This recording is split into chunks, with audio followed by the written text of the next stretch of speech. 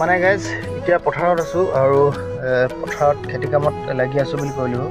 এতিয়া হাল চাল বাই আছিলোঁ আৰু এতিয়া ৰুব দিয়া হৈছে যিহেতুকে অকণ বহি মেলি চাহ টুপি খাই লওঁ বুলি আহিলোঁ আৰু পথাৰত এতিয়া চাহ খাম।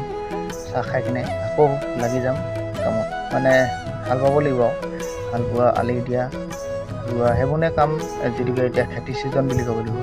আৰু এইবাৰ খুব বৰষুণ কম, এদিন যদি বৰষুণ দিয়া হয়, এদিন যদি বৰষুণ দিয়ে 2-3 দিনলৈকে বৰষুণ নিদিয়ে। যিখিনি পানী হয় সেই পানীখিনি আকৌ শুকাই যায়। সেইবাবে ধুমাধুম ৰুই দিছোঁ বুলি ক'ব লাগিব। পথাৰবোৰ ৰুই মেলি শেষ কৰিব লাগিব। এবাৰ যদিও বহুত বেছি খৰাং মাৰিছে বুলি ক'ব লাগিব।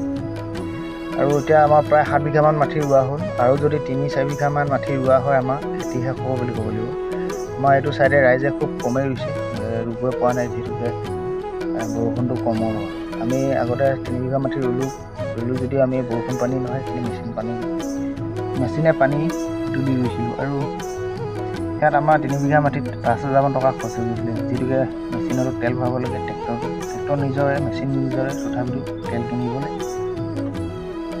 লাগে। সেইকাৰণে আৰু 5,000 টকা খৰচ হ'ল 3 বিঘা মাটিত। এতিয়া আমাৰ এই 4 বিঘা মাটি ৰোৱা হৈছে, সেইখিনি বৰষুণ পানী হয় বুলি ক'লে, যিহেতুকে আমাৰ ইয়াত 15 লিটাৰমান তেলে খেতি 4 বিঘা ৰুব পৰা হৈ গৈছে।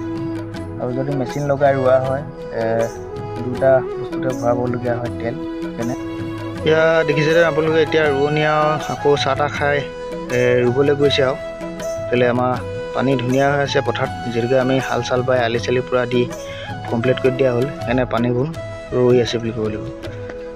আমাৰ এইটো চাইডে যিহেতুকে আমাৰ মাটিবোৰ পলসুৱা মাটি গতে, আৰু যদি এটা ৰ'দ দিয়ে মাটিবোৰ শুকাই যায়। এজাক বৰষুণ দিলে যদি এদিন বা দুদিন আকৌ ৰ'দ দি দিয়ে, মাটিবোৰ লগালগ মানে গাইছ এতিয়া পথাৰত আছোঁ, মানে এতিয়া ভাত খাবলৈ হৈছে আৰু খানাটো এতিয়া পথাৰতে খাব লাগিব। একদম বোকাই চুকাই দেখিছেনে, এইফালে মাছৰ পেটু আনিছে, এইফালে গাহৰি মাংস।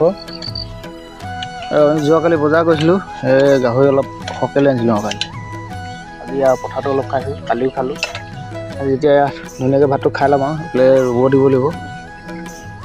ইয়াত মানে 4 বিঘামান মাটি আমাৰ ৰুব পৰা হৈছে, যিহেতুকে বৰষুণ খুব কমেই, সেইকাৰণে পানী শুকাই গৈছে। আৰু ইয়াত আজি মানে ৰুব দি দিব লাগিব।